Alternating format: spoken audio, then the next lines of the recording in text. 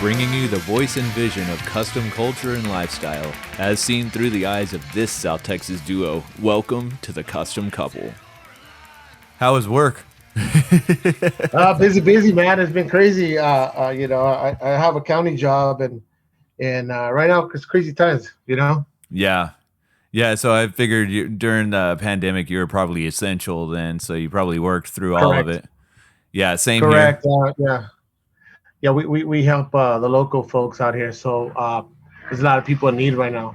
Yeah. So we're out there helping them out, Yeah, of course. Yeah, we my wife works medical field, and then I work a job that keeps all the Air Force guys still flying. So yeah, we were working through all of it. Cool. Right on, man. Definitely understand that, man. So CePe, thank you for coming on with me, man. I'm sorry that my wife couldn't join us with this one. Like I said, she's medical field, so she ended up having to stay at work late tonight. So right on, no worries. But I'll fly this one solo, and we'll let the folks know who y'all are, man. So you are the president of the Dead Sleds Car Club. Is that correct?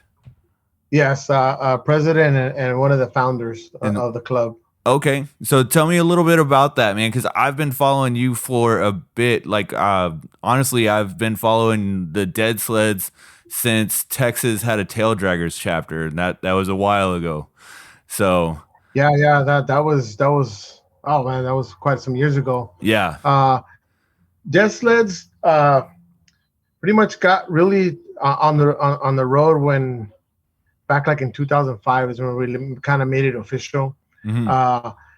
Back then it was just me and ex-brother-in-law that were cruising around. I had a 50 Merc, back in 04, 03.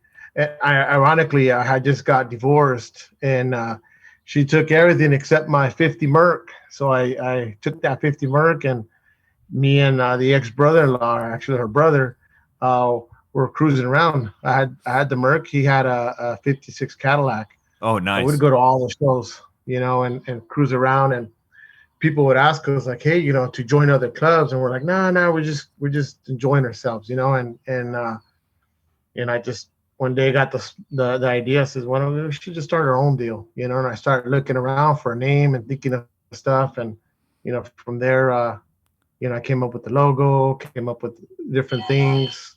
Another old friend of mine, he was also getting divorced, and I invited him to come and cruise with us, and eventually he got a car, and there was 3 of us, and from there we just kept escalating.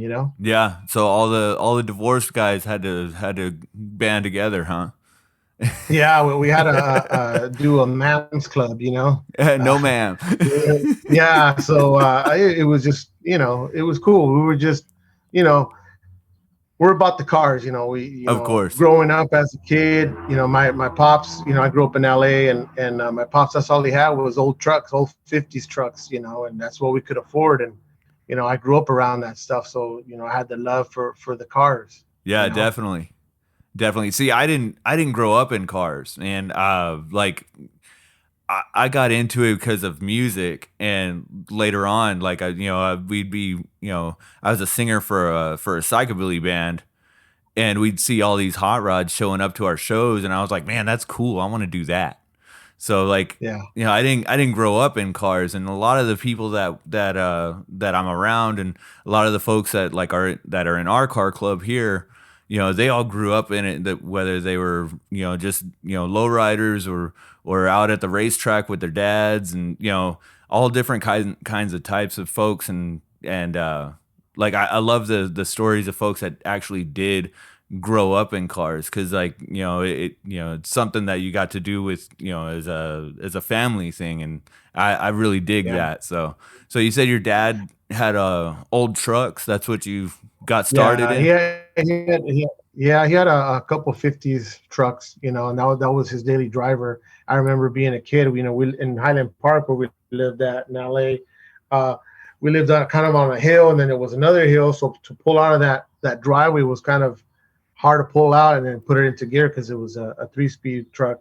So he would have me climb down there and step on the brake while he put it in gear and went up the hill. So it was good times, and I mean, back then there were just cars, but I think what really pushed me toward the cars was, like you said, music. I remember, you know, uh, in the early '80s, I had an uncle that lived with us, and he was into the Stray Cats, and Oh yeah. a couple different bands that were, back then rockabilly was coming up, and I really enjoyed sneaking into his room and checking out those tapes of the covers of the Stray Cats, and they mostly had cars, hubcaps, and I used to think, man, that's pretty cool. The white walls, I really dug that, So that kind of pushed me even more to that style of cars. Yeah, yeah.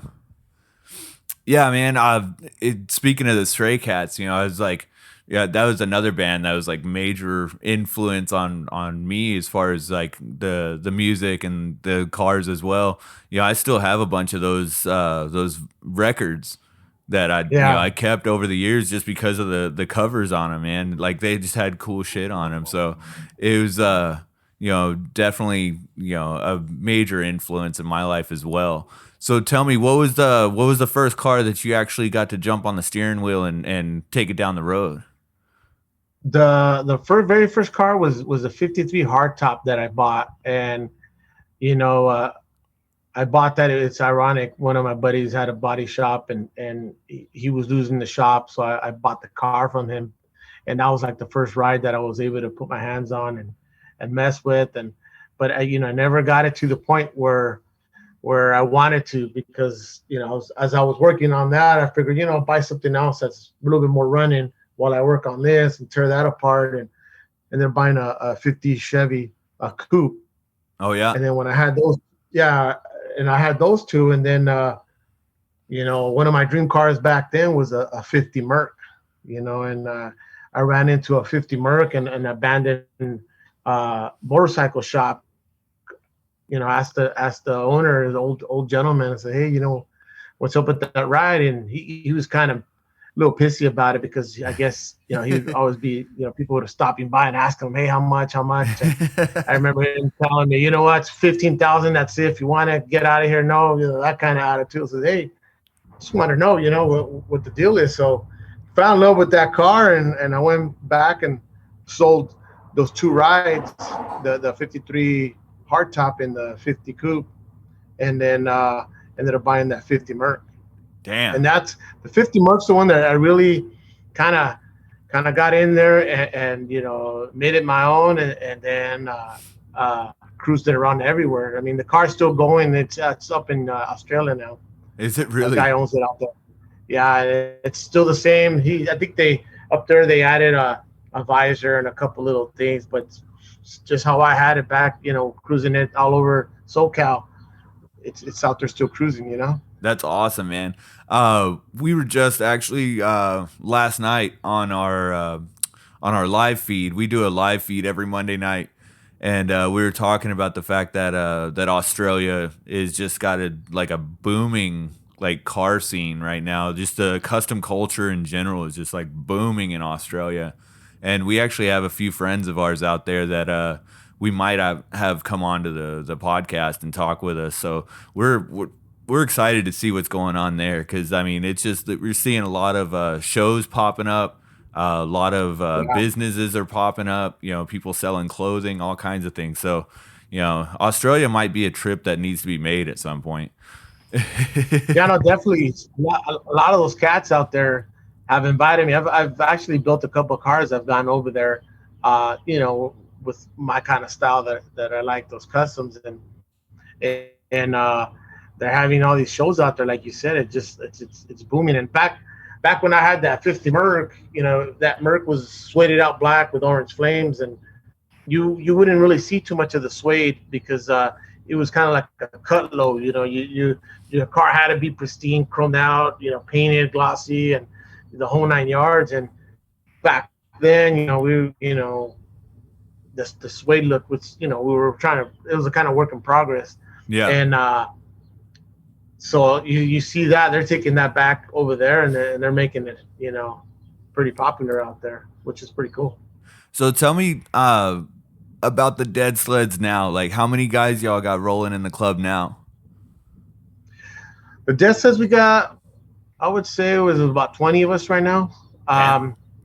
We've never the vision of the club has never been to just let a bunch of members in and grow the club to this many chapters and many members. We've always kind of put a recipe of more of a family based club, where the wives get along, the kids get along. We kind of fill out people before they even when they start hanging out. So we've always kind of kept that number. You know what I mean? Hmm. As far as club members, through the years, we've lost a couple members that some ended up going to like MC clubs and stuff like that. But for the most part, everybody uh, has been around for a long time, and it's more family, friends that we've had for many years. Brothers. So it's a tight knit club, but it's a small club. It's only, like I said, 20 members, Yeah. but most of them are hardcore, and they like to cruise. It's a way of life. They love their cars, and they like to cruise. Yeah, absolutely. And I mean, you know, y'all have got a very strong presence out there in SoCal, like in that whole region of the country, really, right? I mean, obviously we've been following y'all for a bit, and you're not a very large in numbers type club, but y'all are out there doing something that's really putting y'all on the radar with a lot of folks. So like, and totally in a positive manner. Not I'm not saying you got eyes on you for any negative reasons. I mean, you've got Yeah, some cool cars. You got a lot of things going on for y'all out there.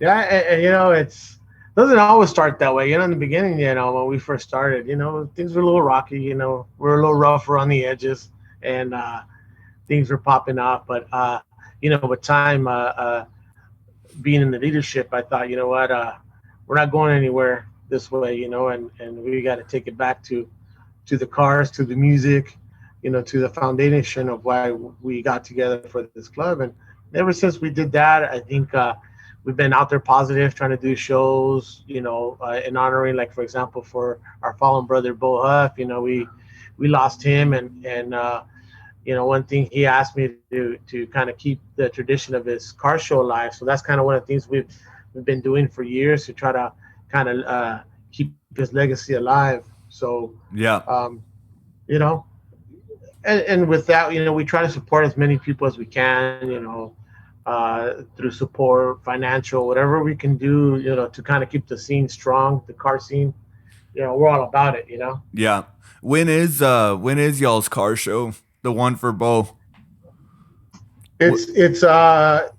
It's every year around October. Early October, second week of October is when we have the Bull Huff show. It's called the Huffarama, Hmm. and we used to have it in November, but then rain was always a factor, and we moved it over to October. Not too hot, and not too cold, but There you kind of in go. between.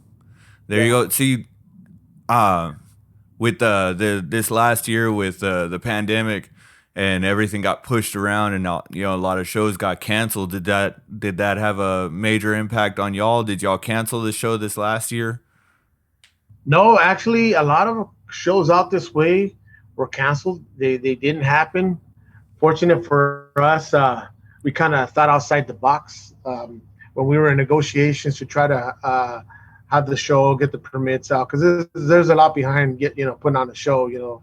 Yeah. With working with the city, with code enforcement, with the local police.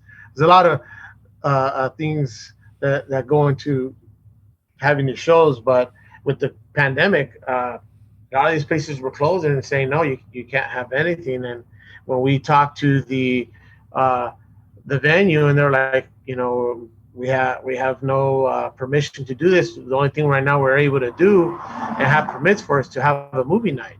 And we're been doing little movie nights. I said, oh, well, sounds like the Huffarama show is going to be a movie night. And that's kind of what we did. We had a like a drive-in style car show, uh, which I think was pretty successful. We had a lot of people come out for the show.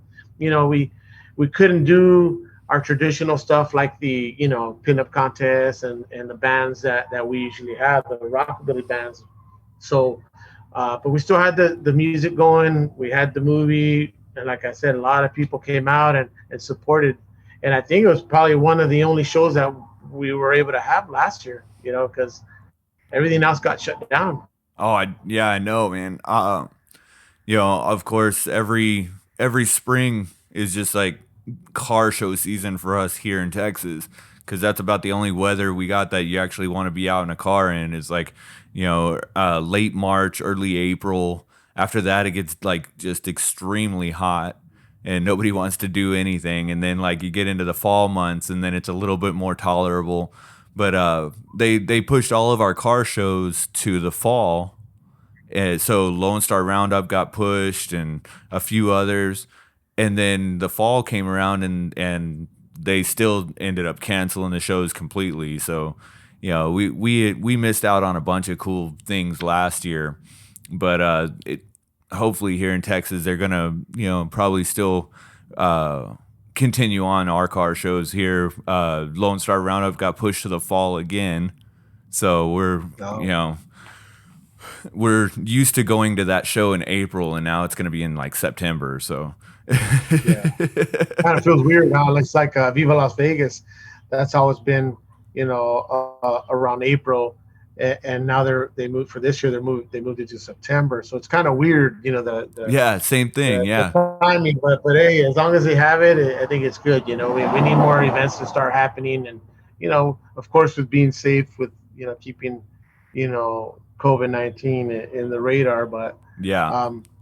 yeah, the good thing about here in Cali, we're cruising year round. I mean, we Yeah, I have got that that. weather that it hardly ever rains, and when it does, it's only for a little while. And there's a lot of us that a little bit of rain ain't gonna stop us, so we'll still gotta take our rides out and cruising. Hell yeah. Mine doesn't have a roof, so yeah, rain kind of sucks, but I'd still decided I'll still cruise it. Yeah. Well, and you probably get the same look I get. Look with my 40 Merc. My 40 Merc is all bare metal with no side windows, and Yeah. I get a lot of weird looks when I'm in the rain. People look at me like, "What the hell? Why are you taking that car out? There's no paint on it." But a little bit of elbow grease and clean up a little bit of that little rust that starts forming, and you're good to go. Exactly. So what do you got in the garage with you now? Like how many cars you've got? Well, I always have, like I said, cars are my addiction. I always have, anywhere between 10 to 12 cars. I have a lot of cars that I get together, put them together to drive them for a while, and then eventually somebody likes it, also offers me some money, I sell it. Plus, I have other cars, that I've been after for many years and just waiting their turn to get restored, get customized. Yeah. So, some of the things I have in the stable is I have a 36 3-window coupe, Oh, nice. 51 two-door that we chopped at one of the shows, 59 Impala, got a 46 Chevy that I inherited from Bo when he passed away, 53 5-window Chevy truck. I got two 53 hardtops. I got a 56 Chevy right now also as well. Damn. You, So you just have a whole list of them, huh? quite a bit, yeah. And I actually was cutting down. I just sold like 3 cars within the last couple months. Oh, that's awesome, Merc. man. Yeah, I'm a big Merc guy. I love Mercs, 49 through 51, and Yep. even the 40. I just love those cars. Yeah, I think Mercury is probably the only car that I have not owned. I always get bored with what's in my driveway. Of course, I've never had that many at one time, But I was always like the listed as the guy that trades everything off. So I'd have a car Yeah. for about 3 months or so, and then get bored with it and be like, I want to drive something else now, and I'd go trade it for something. But I think Mercury's the only thing I haven't owned. Oh, yeah. Once you own one, you're gonna want more. I mean, I'm telling you, those beautiful cars. And if you do them just right, they got that attitude. Now I've had the Um, poor man's Merc. I've had like several shoe boxes. yeah, shoe boxes. Those are cool. There's nothing wrong with that, man. Those make nice customs. Yeah, my You know, wife actually won one in a raffle, and we just sold it a couple weeks ago. But yeah, she just randomly won a 50 shoebox in a raffle that we had going on here in San Antonio, and very cool. yeah, and it was a project, and we already had two projects in the driveway, so we were like, we didn't want to take on the third one, so we went ahead and sold it. So it went up to Austin. Austin, Texas has it now, and the guy wants to take it back to original, so it won't get chopped, but oh well. It's his Poor now, so car. he can Poor figure car. it. He can figure it out. Poor car.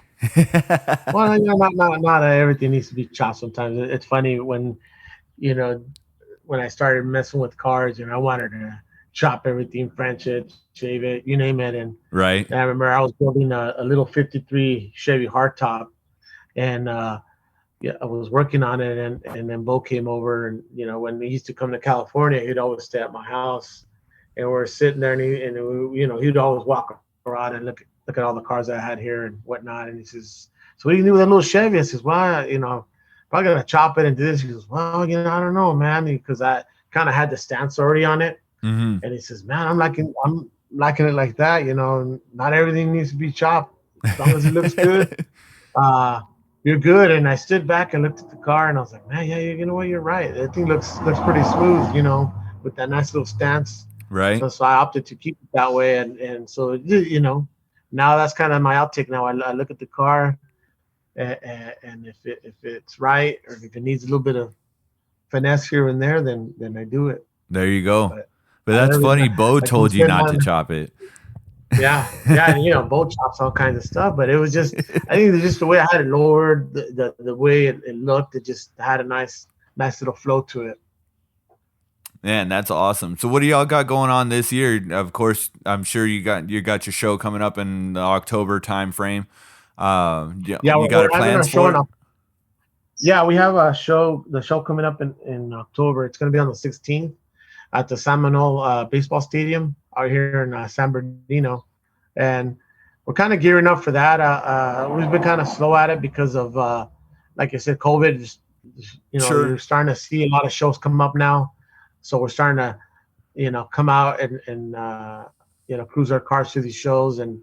But we're looking forward to going and going up to Viva here in a couple of months. Start supporting all those car shows, bringing them back. Yeah, we have a theory that like all of the car shows this year are just gonna be like packed with people. I feel Oh like yeah, yeah. I feel like people are getting cabin fever and want to get out and want to do Oh, something. we go to little hamburger joint car shows and just little things, and we show up and it's just cars everywhere. Cars everywhere, and everyone's cruising. I mean, it's pretty cool. It's pretty cool to see, everything kind of start to get to normal. Yeah. Seems like people aren't getting sick anymore. People are getting vaccinated, so I think numbers out here in California are drastically low. So you're seeing more and more stuff out there opening up, and I mean, you drive around here in Riverside and you see cars everywhere. Yeah. You see people cruising their lowriders, their customs, their hot rods all over town. It's like people are itching to get out there now and live life. Yeah. No, I totally agree. I see it here too because like you mentioned, y'all have got like the hamburger joints that are throwing little cruise ins and stuff like that. We got the same thing going on here in San Antonio. You know, every Friday night you can find some place to go and take your car out to. Just this last weekend, we went to a car show that was just at a little cigar shop. And then this coming weekend, there's another little local spot that's throwing a car show as well, and we'll probably be seeing that a lot lately, with you know people just wanting to get out of the house. So, Yeah, but yeah, no, definitely. My kids have all grown up in that car show lifestyle, that cruising, and especially my little one, the 3-year-old. For a while, she was, Dad, where are we gonna go to a car show? Let's go to a car.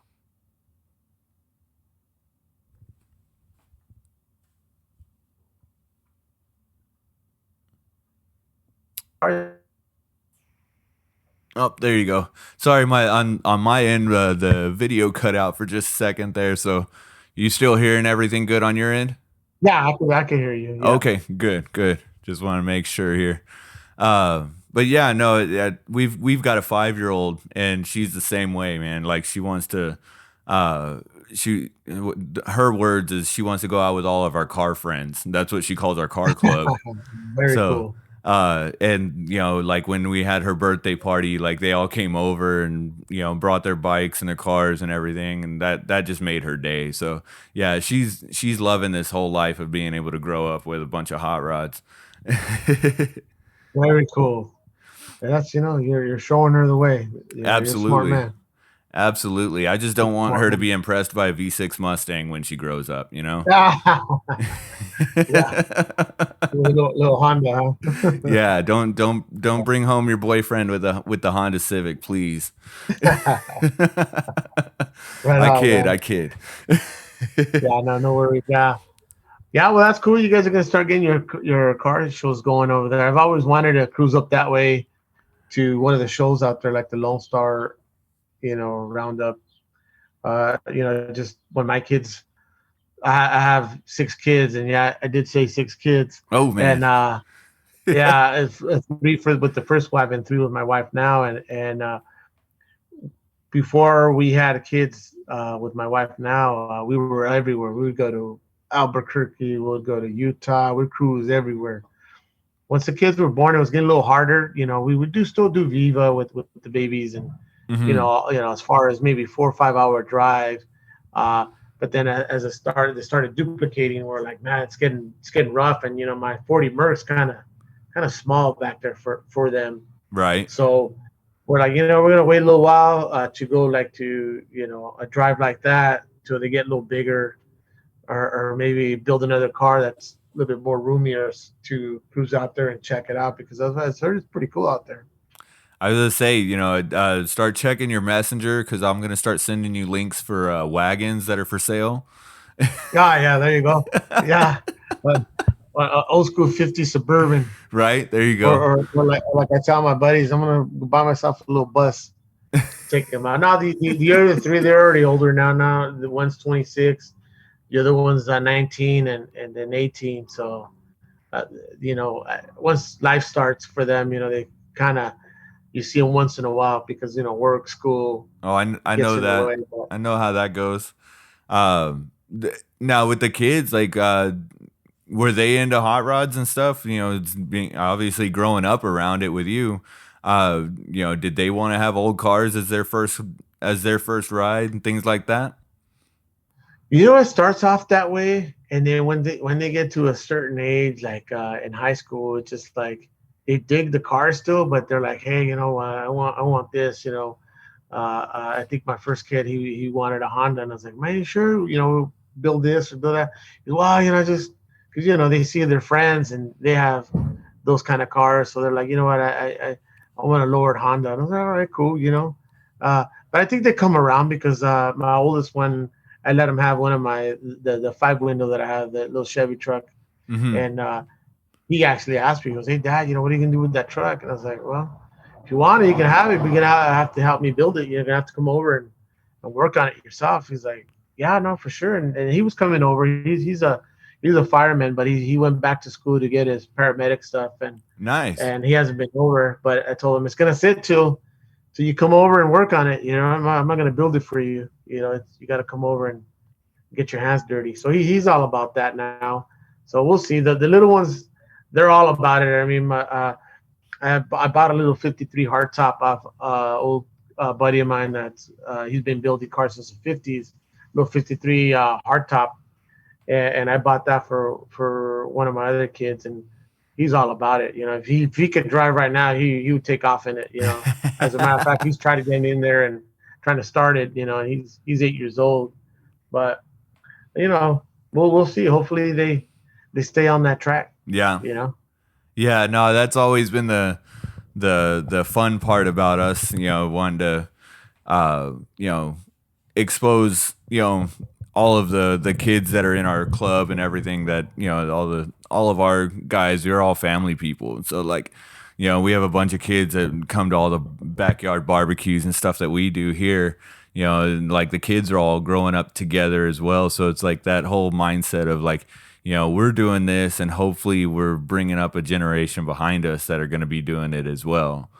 And Yeah, it's pretty cool because like we'll be out somewhere and people, because we go out to so many shows and we cruise around, people see the kids and like, hey, what's up, Jimmy? And then he's like tripping out because he doesn't know who they are, yeah, but yeah. they see him around, or they see him online, cruising Mm-hmm. in the videos or hanging out in our club functions. So like, people recognize them and talk to them about the cars. So it's pretty cool. That is cool, It's man. pretty cool. I think it's positive, keeps them out of trouble. It's a way of life, I think, that anyone can be part of and be sanitary, be cool. Absolutely, man. I totally dig that. Um, is there any folks that you'd like to throw some shout outs to? Folks that are, influenced you, coming up in the cars and all that. Folks that are influencing you now. Well, the club, like always, I think my club brothers always are an influence, and they support the club and as the club, and I think number one, them, the Dead Sleds, have been there for me, and I'm there for them. Obviously, Mr. Bo Huff. When I met him many years ago at Viva, and I like to say it was kind of like the old Mexican standoff. He was walking down a lane, I was walking down a lane, and we just kind of opened up, and I didn't know who he was, he didn't know who I was, and he kind of just stuck his hand out. I stuck my hand out, we shook hands, and after that, like, we were, inseparable. We were always talking on the phone. We were always talking cars. Like till he died, we were very good friends. But he really influenced the style that I had, and we would bounce ideas off each other, and he kind of liked that too, because even with our car names, sometimes we would go back and forth, and tell him, hey, you should name this one this, and he would just start laughing. He goes, yeah, you know what, man, and it got to a point where sometimes he would call me and be like, hey, I'm finishing this one. What do you think for a name, and or what do you think I should do this, and we would bounce ideas from each other. So you know, Bo, like I said, there's a lot of cats out there. I mean, and that's a good thing about the car scene. The custom car scene, rockabilly scene.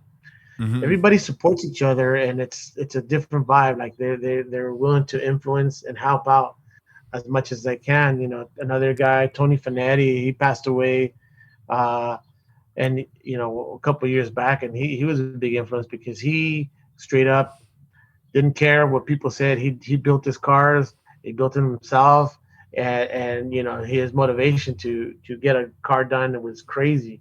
I mean, he was just all about it, and he'd cruise them everywhere. You would see Tony everywhere, and I really liked that. Where Mm-hmm. he was driving his car. He lived in Idaho, but you would see him out here regularly, and people would be like, "Hey, man, did you fly out here? Did you trailer? What did you do?" No, you drive it. You drive it Wow. through the snow, through the rain, through the mountains. Nothing stopped Tony. Man, So that's he was cool. another cool cat. And I mean the list goes on and on with a lot of these old school guys. Um, Memo Chop's another cat too. He's another old school cat that he's 86 years old, and he still comes over. to my house when I'm working on cars, just to hang out and see what I got going on, or maybe lend an extra hand to hold on to something. And but you look at their style of, like for example, Memo, he was doing it back in the 50s, back when Barris and these other cats were building cars. He was out there and he had his own little style, so his style is more or less goes along my style. So I like a lot of his builds and how he kind of looks at things as well. But a lot of cool people out there. Yeah. Yeah, A lot of cool people out there. I mean, y'all are right in the nest of it all, like Southern California has always been something that the whole rest of the world looks to when it comes to the style of custom cars, and a lot of the builders, the painters, the pinstripers, everything in between. There's you got a lot of folks out that direction that people just are just watching and just loving everything that's going on with it. So, I for one really dig what y'all are doing, and of course I love seeing all the posts that you put up of out cruising, and when you're out parked and you got a whole line of cars. That's just always a badass picture. Oh yeah, no, definitely. You know what? That's one thing I've always liked. When we cruise and we get together, we have certain mandatory shows that we go to, and but when we all get together, it's only 20 cars or whatnot, or if you got other guys that hang out and cruise with us. And that's a cool feeling when you got 20, 25 cars going down the freeway, just cruising through the streets. Oh, absolutely. It usually has loud pipes, kind of like when you see a pack of motorcycles, you see a pack of these cars, and I mean, just cruising together is a really good feeling. You can't words can't express how cool that feels. Absolutely, man. Absolutely. I 100% agree. Here in San Antonio, we got a lot of bikes, we got a lot of motorcycle clubs, and same thing, man. Like you said, you see a pack of them just running down the road, like that's it's inspiring and intimidating all at the same time. But yeah, sometimes people do, they hear the rumble of the cars, they do pull to the side, and usually they give us thumbs up, but they're like, damn, what's going on? Because you hear, most of us run straight pipes, so got that V8 screaming through the highway. People trip out on that. Oh yeah, no, I've got a little 31 Model A, and that V8 with open headers on it. It's it's pretty damn loud. So coming down the road, I don't have to use a horn or anything. Like, people just move out of the way because they can hear it. Yeah, no, it's people trip out. You know what I mean? And if they don't hear you, rev it up a little bit, and then it catches their attention. Yep, oops, exactly. What happened? Where did we pull the side real quick? But it's all fun. I've been doing this for many years, and hopefully I can do it for many years more. Because I truly love old rides. I love customs. I like working on the cars. I like cruising with my brothers. It's life. Absolutely, and I absolutely agree, man. Hopefully the wife and I will be making a trip out there to California in November, and man, I hope if everything aligns the way it should, maybe we can try to meet up at some point. Yeah, for sure. Yeah, look us up. I mean, we're out here in Riverside, but we, depending what's going on, there's always something going on out here, car related. So we can cruise up to that. Yeah, absolutely. That'd be awesome, man. So, folks, I'm gonna let y'all get back to your normal lives, and in all things custom, keep it cool.